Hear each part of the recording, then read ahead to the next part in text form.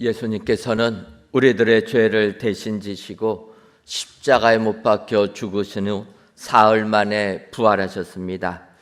부활하신 주님께서는 마리아에게 보이시고 엠마오로 가는 두 제자들에게도 보이셨으며 유대인들이 무서워서 방문이나 방문 모조리 꼭꼭 닫아둔 제자들에게도 오셨습니다. 이때 같이 있지 아니한 도마가 부활 주님을 못 믿겠다 하심을 알고 8일 후에는 11 제자들이 다시 모였을 때 도마에게 너의 손가락을 못자국에 넣고 내 손을 옆구리에 넣어보라 하시면서 너는 나를 본고로 믿느냐? 보지 못하고 믿는 자들은 복되도다 라는 은혜로운 말씀을 주셨습니다. 어찌 보면 도마의 이 믿음 없음이 2000년이 지난 우리들에게도 부활을 믿는 우리에게는 진정 복을 받은 자다라는 은총을 주시는 말씀이라 생각을 하게 됩니다. 그 후에도 우리 부활 주님께서는 고기 잡는 7 집사의 제자들에게 나타나셨고 또 승천하기 직전에는 11 제자들에게 나타나셔서 사명을 부탁하신 후에 하늘로 승천하셨습니다.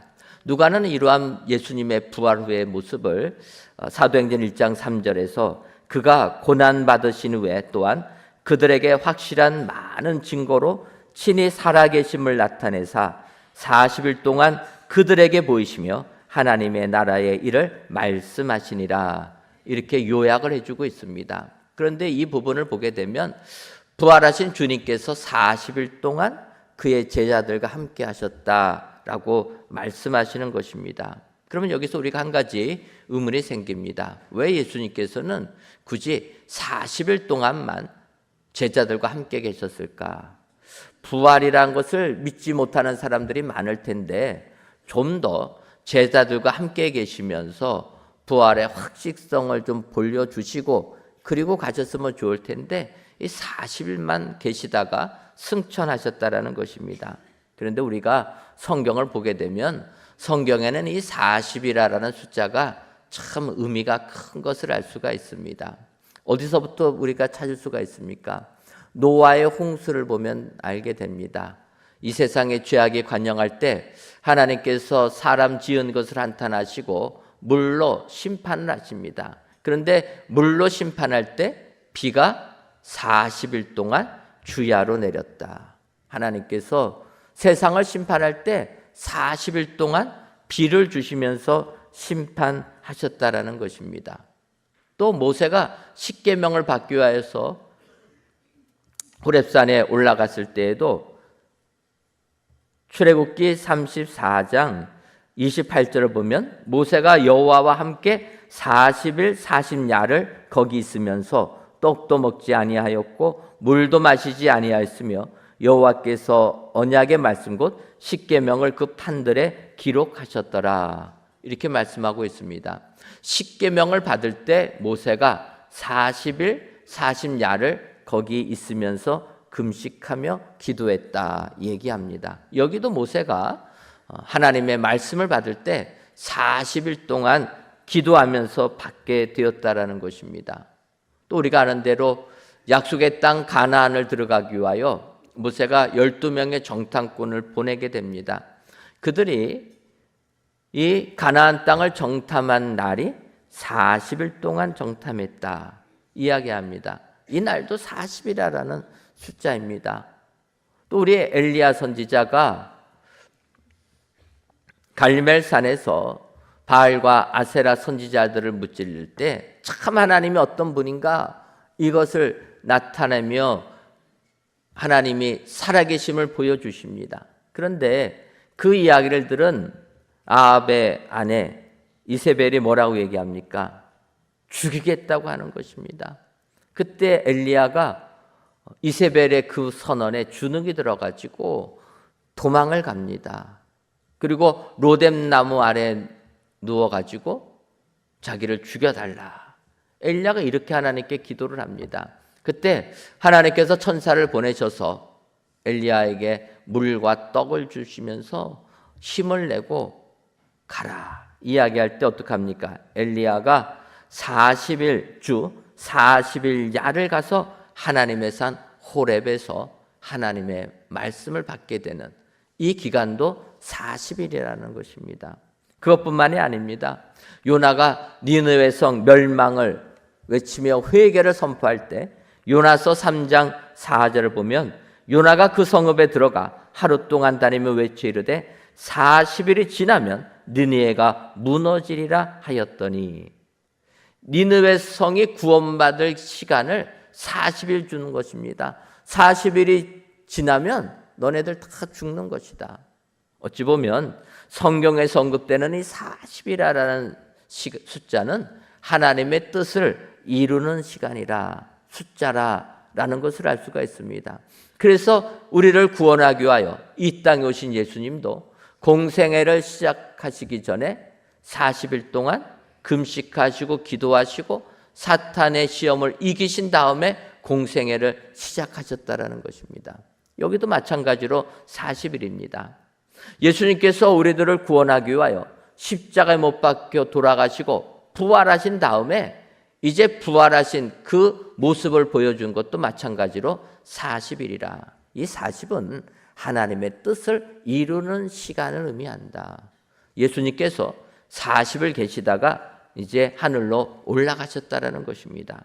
그래서 오늘 본문 마가복음 16장 14절 상반절을 보면 그 후에 11 제자가 음식을 먹을 때 예수께서 그들에게 나타나사 이렇게 하면서 주님이 승천하시기 직전 마지막 제자들에게 하시는 말씀을 오늘 마가복음에서 기록하고 있습니다. 그래서 오늘 이 시간 주님께서 우리에게 말씀하신 이 마지막 말씀이 무엇인가 이 시간 살펴보시고 이 말씀대로 우리가 이 땅을 살아가서 주님의 명령에 순종하여 주께서 축복해 주시는 은혜의 모든 성도님들이 되시기를 주님의 이름으로 축원합니다. 그렇다면 11 제자에게 나타나신 예수님께서 제자들에게 하신 말씀은 무엇입니까?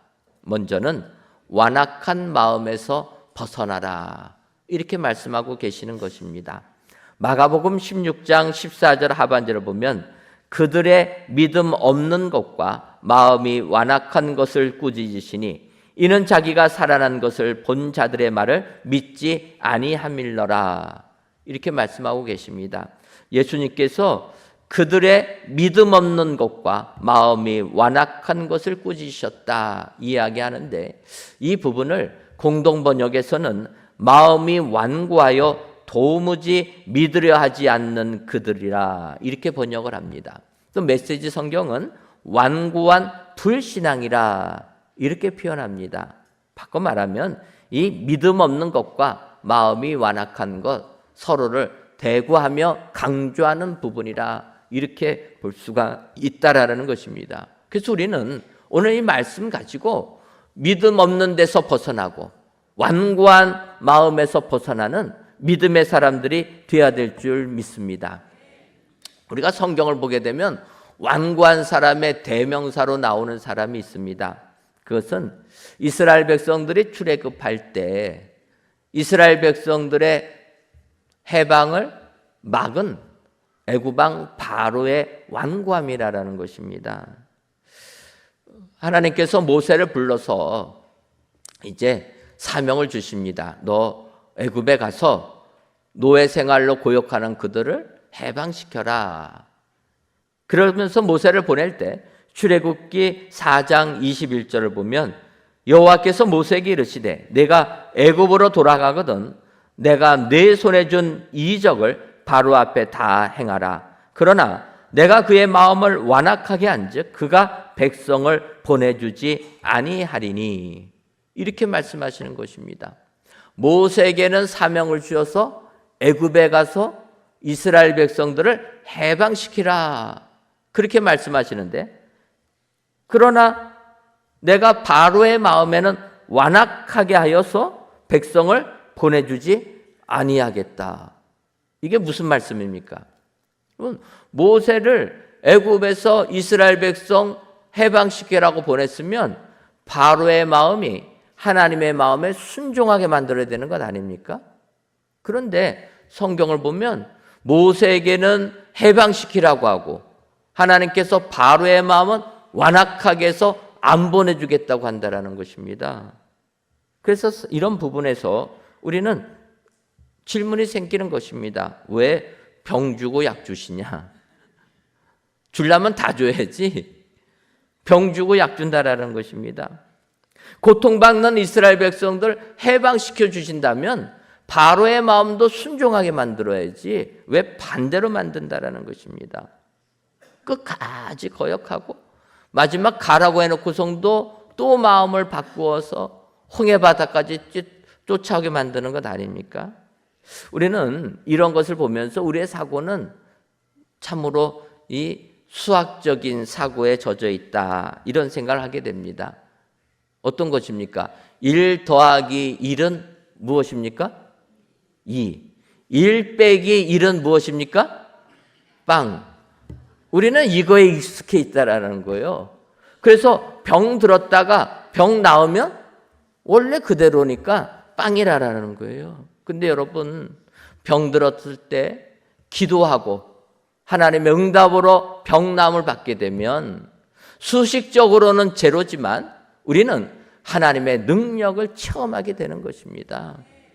인간적인 수식으로는 0으로밖에는 안 나오지만 영적으로는 무한대로 하나님의 은혜를 체험하게 된다라는 것입니다. 하나님께서 모세를 바로에게 보낼 때 이와 같은 하나님의 영적 역사심이 있다라는 것입니다. 바로 마음이 강팍해서 안 보냅니다.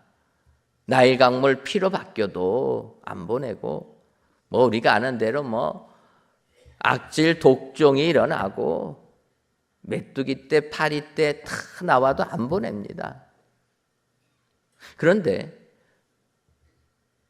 바로가 이렇게 마음이 완악하다가 결국 어떻게 됩니까? 마지막 10번째 재앙, 모든 초태생이 죽는 재앙을 받고 나서 그가 보내줍니다. 그런데 이 10번째 재앙 무엇입니까? 어린 양을 잡아서 그 피를 문설주에 바른 사람은 죽음의 사자가 그 집은 건너간다. 유월절이 나오게 되는 것입니다. 그 유월절의 어린 양이 우리 예수 그리스도를 예표하고 있는 것입니다. 예수님께서 십자가에 못 박혀 돌아가신 그 피를 의지하면 죽음의 사자가 건너간 것처럼 우리는 영생의 축복을 받게 되는 것, 하나님께서 바로의 안악함을 통하여 예수 그리스도의 구원의 은혜를 미리 알려주시고 계시다라는 것입니다. 하나님은 이런 계획함이 계신 속에서 완악을 주셨다라는 것입니다. 그런데 이 완악함이라는 것은 결론적으로는 하나님의 뜻에 불순종하는 것 아닙니까? 우리는 이 안악함에서 벗어나야 됩니다. 근데 문제는 이렇게 바로의 완악함을 본 이스라엘 백성들, 하나님의 은혜 가운데 출애굽을 했다라면 진정으로 하나님을 섬겨야 되는데 이스라엘 백성은 어떡합니까? 광야 생활하면서 마음이 완악해지는 것입니다. 모세가 십계명을 받으러 시내산 올라가서 안 내려올 때 어떡합니까? 아론을 협박해서 송아지 우상을 만들어서 하나님이라 그런 사람들이 바로 이스라엘 백성들이라는 거예요. 마치 엄한 시어머니 밑에서 고생한 며느리가 시어머니가 됐을 때 더 심하게 며느리를 괴롭히는 것처럼 잘못된 것을 너무나 더 잘 배웠다라는 것입니다. 그러니까 이스라엘 백성들의 마음이 완악해집니다. 그 우상 섬기는 것을 보고 모세가 하나님께 간구합니다. 신명기 9장 27절을 보면 주의 종 아브라함과 이삭과 야곱을 생각하사 이 백성의 완악함과 악과 죄를 보지 마옵소서. 그렇게 기도하면서 용서해달라고 하는 것입니다. 우리는 진정으로 마음의 완악함에서 벗어나야 될 줄 믿습니다. 부활 주님을 믿고 그 은혜를 가지고 이 세상을 살아가야 될 줄 믿습니다. 앞서도 말씀드렸지만 메시지 성경은 특별히 이 구절을 완고한 불신앙이라 이렇게 표현합니다. 불신앙이에요. 주님을 믿지 않고 인정하지 않는 불신앙인데 이 불신앙이 완고하다라는 것입니다. 고집불통이라는 거예요. 여러분, 신앙은 내가 이 믿음을 지킬 때는 완고한 것이 필요합니다. 누가 뭐래도 예수 그리스도밖에는 나를 구원할 줄 이가 없다. 이것은 우리가 끝까지 지켜야 될 내용입니다. 그런데 오늘 성경을 보게 되면 이 제자들, 부활하신 주님을 믿지 못하는 완고한 불신앙에 빠졌다는 것입니다. 여러분, 여기에서는 우리가 하루라도 빨리 돌이키는 것이 하늘의 축복을 받게 되는 줄 믿습니다. 하나님의 말씀을 믿지 못하는 그러한 불신앙에서는 빨리 돌아서는, 고집 부리지 말고 빨리 돌아서는 게 축복이라는 거예요. 고집 부리면 어떻게 됩니까? 하나님의 뜻에 반대해서 내 뜻대로 고집 부리면 어떻게 됩니까? 여러분, 하나님과 싸워서 이길 수 있습니까? 우리는 이길 수 없는 것입니다. 사도 바울이 그렇지 않았습니까? 율법에는 열심히 해서 예수 그리스도 믿는 사람들 핍박했습니다. 잡아 죽이는데 앞장서게 됩니다. 예루살렘에서 예수 믿는 사람 핍박하는 거 만족 못해서 다메섹에 사는 그리스도인들까지 잡으러 다메섹 가다가 다메섹 도상에서 부활하신 주님 만나게 됩니다. 사도 바울이 부활하신 주님 만날 때 바로 그가 얘기합니다. 주여 뉘시오니까. 그렇게 주님 안 믿다가 주님 딱 나타나니까 질문도 못합니다. 주여 뉘시오니까. 그런데 그 부활 주님을 만난 사도 바울 눈이 멀었다라는 거예요. 그래서 앞이 안 보여서 사람에게 이끌려 다메섹을 오게 됩니다. 그때 하나님께서 아나니아를 보내서 기도해 주게 합니다. 아나니아가 바울 위해서 기도하니까 어떻게 됩니까? 사울의 눈에서 비늘 같은 것이 벗어져 다시 보게 된지라. 보게 되었습니다. 그런데 이 부활 주님을 만났던 그 충격이 바울로 하여금은 평생도록 안질로 고생하게 만들었다라는 것입니다. 여러분, 주님하고 부닥치지 마시고 부닥치기 전에 먼저 주님 앞에 나오시기를 바랍니다. 완고한 불신앙을 꺾어버리고 주님 앞에 나오시기를 바랍니다. 진정 주님이 마지막 승천하시면서 11 제자들에게 이야기한 겁니다. 제자들이라면 믿음 있는 것 아닙니까? 그럼에도 불구하고 부활을 의심하는 그들에게 완고한 불신앙에서 벗어나라. 나를 믿으라. 여러분, 오늘 이 자리에 모이신 저와 여러분들이 주님의 마지막 말씀을 마음에 새기시면서 완고한 불신앙에서 벗어나 부활 주님을 진심으로 믿고 그 주님께 영광을 돌리시는 저와 여러분들 되시기를 주님의 이름으로 축원합니다. 다음으로 주님께서 마지막 해주신 말씀은 만민에게 복음을 전파하라 이렇게 말씀하셨습니다. 마가복음 16장 15절을 보면 또 이르시되 너희는 온 천하에 다니며 만민에게 복음을 전파하라 이렇게 말씀하십니다.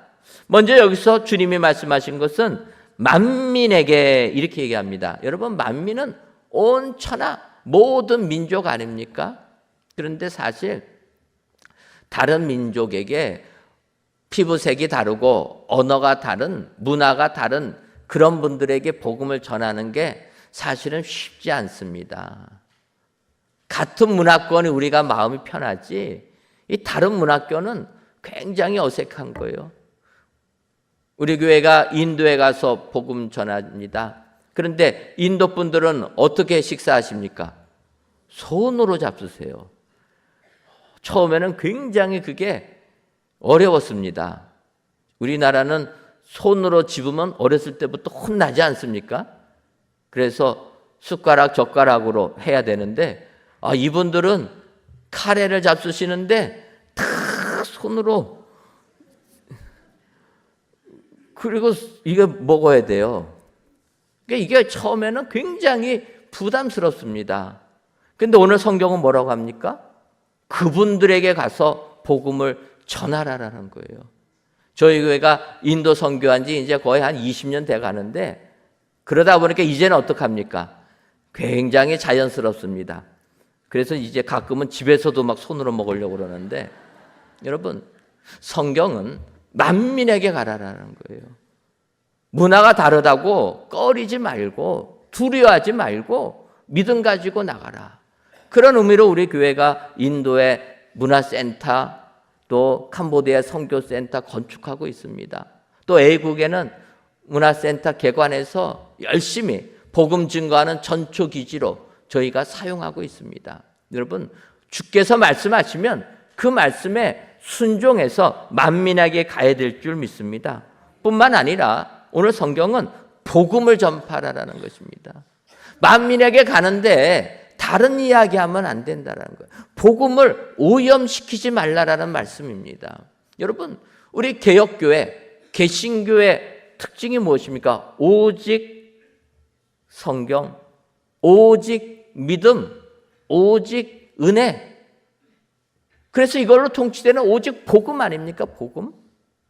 이 복음 외에 다른 게 들어가면 안 된다라는 것입니다. 복음에 우리의 생각들을 얼마나 많이 집어넣습니까? 여러분, 오늘 성경 주님께서 제자들에게 말씀하신 것은 오직 복음을 증거하라는 것입니다.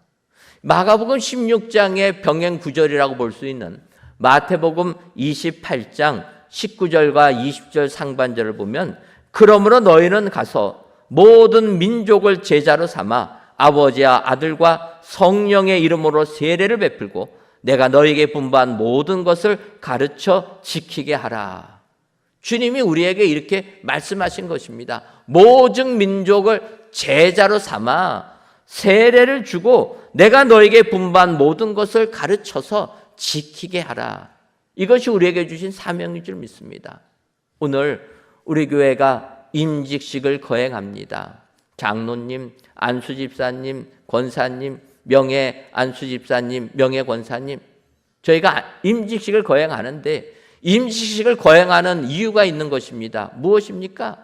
주님이 우리에게 주신 사명, 만민에게 복음을 전파하고 제자 삼고 가르치기 위하여서 이런 사명을 주셨다라는 것입니다. 그래서 우리 오늘 임직 받으시는 분들은 정말 주님이 주신 사명을 기억하고 내 가정에서부터, 내 직장에서부터, 내가 속한 모든 공동체에 주의 복음을 전하는 복된 자가 되어야 될 줄 믿습니다.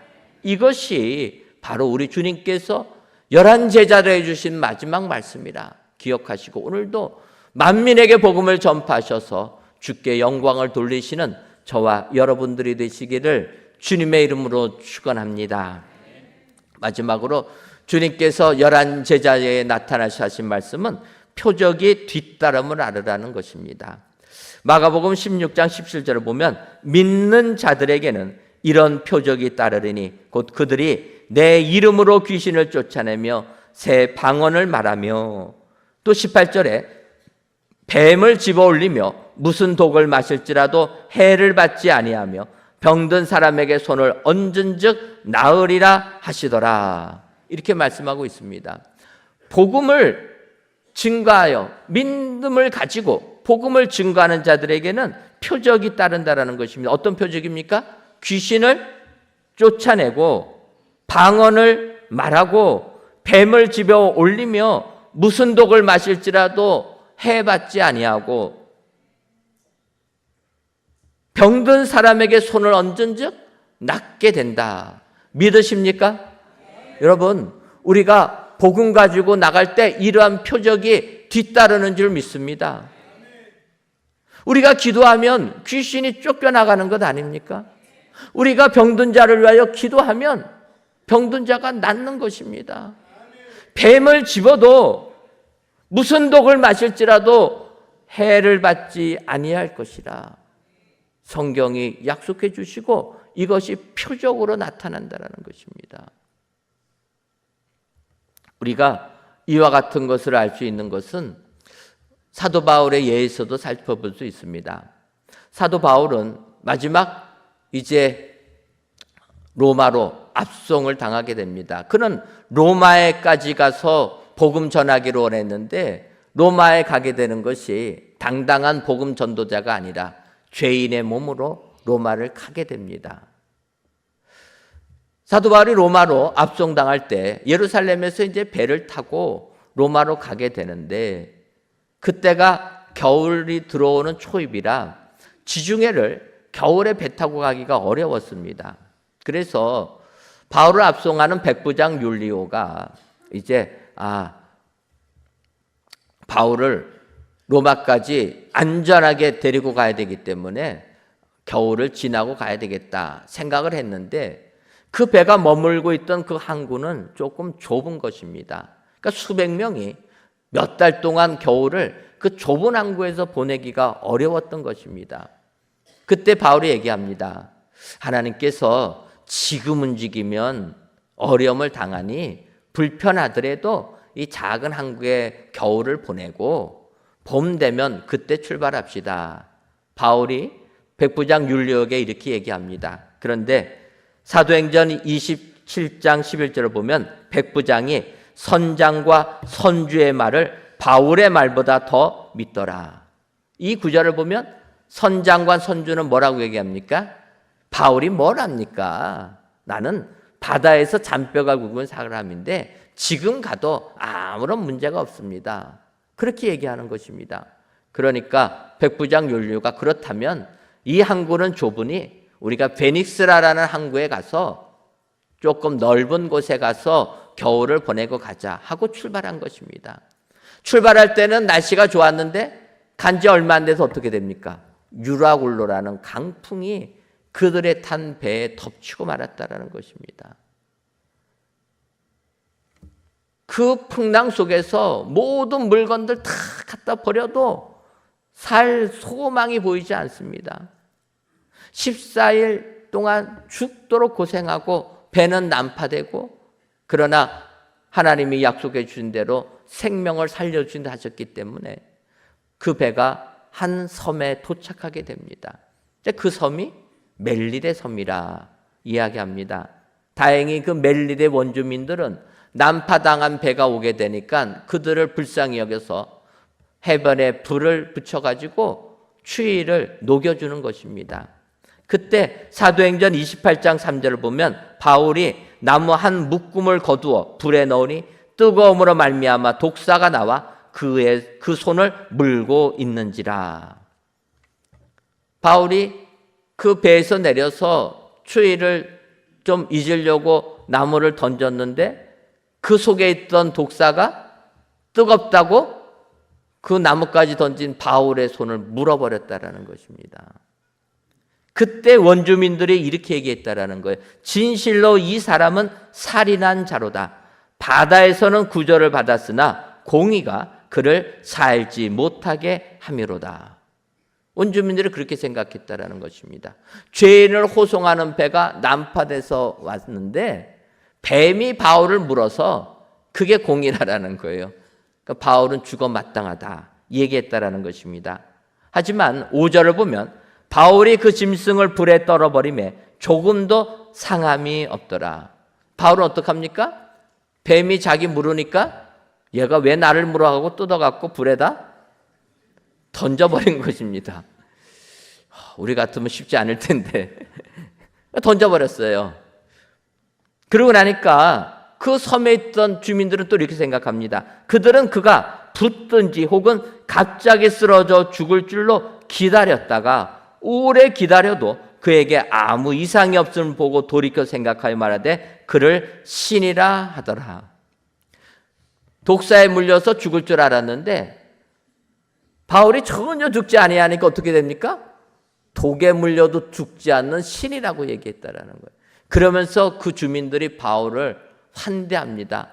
그래서 그 섬에 가장 높은 보블리오가 바울을 초청해서 잘 도와주는 겁니다. 그때 바울이 와서 환대를 받다 보니까 보블리오의 부친 아버지가 이질과 열병에 걸려서 사경을 헤매는 것입니다. 그때 바울이 손을 얹어서 기도해 줍니다. 기도해 준 즉시 그 열병이 떠나갔다 이야기합니다. 그 소식을 들은 멜리의 섬에 있는 병자들이 바울에게 다 오게 될 때 바울이 다 기도해 줘서 병을 고쳐 주었다.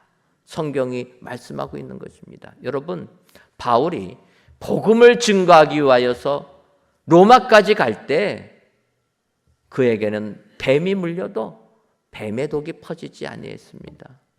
바울이 병자를 위하여 손을 얹고 기도하니까 열병이 다 떠나가고 병이 고쳐졌다 이야기합니다. 이것이 주님이 보여주시는 표적이 뒤따른다라는 것입니다. 여러분, 오늘도 주님의 이 말씀을 믿으시기를 바랍니다. 우리가 복음을 들고 나가면 이러한 표적이 당연히 뒤따르는 것이라 이 믿음을 가지고 오늘도 주의 말씀에 순종하여 온 천하 만민에게 복음을 전파할 때 하나님의 은혜와 축복이 우리에게 임하게 될 줄 믿습니다. 오늘도 이 말씀을 마음에 새겨서 주님이 마지막으로 부탁하시는 이 말씀대로 믿음을 완악하게 하지 마시고 부활 주님을 확실하게 믿으시고 만민에게 복음을 전파하시며 표적을 체험하시는 축복의 성도님들이 되시기를 주님의 이름으로 축원합니다. 기도하겠습니다. 하나님, 새싹이 움트는 따뜻한 4월에 하나님께서 주신 이 아름다운 성전에서 또는 각 예배 처소에서 귀한 예배를 드리게 하시니 감사합니다. 이 예배를 기뻐 받아 주옵시고 모든 예배자들 위해 하늘의 은혜가 충만하게 하여 주옵소서. 이 시간 11 제자에게 나타나신 예수님이라는 제목으로 말씀을 주시니 감사합니다. 바라기는 부활 주님께서 11 제자에게 나타나셔서 하신 말씀인 완악한 마음에서 벗어나고 만민에게 복음을 전파하며 표적 뒤따름을 알라라는 이 말씀을 마음에 새기고 이 마지막 명령을 실천하는 우리 모두가 되게 하여 주옵소서. 그리하여 모든 민족을 제자 삼고 아버지와 아들과 성령의 이름으로 세례를 베풀며 주께서 분부하신 모든 것을 가르쳐 지키게 하는 은혜의 모든 성도님들이 다 되게 하여 주옵소서. 예수님의 이름으로 기도하옵나이다. 아멘.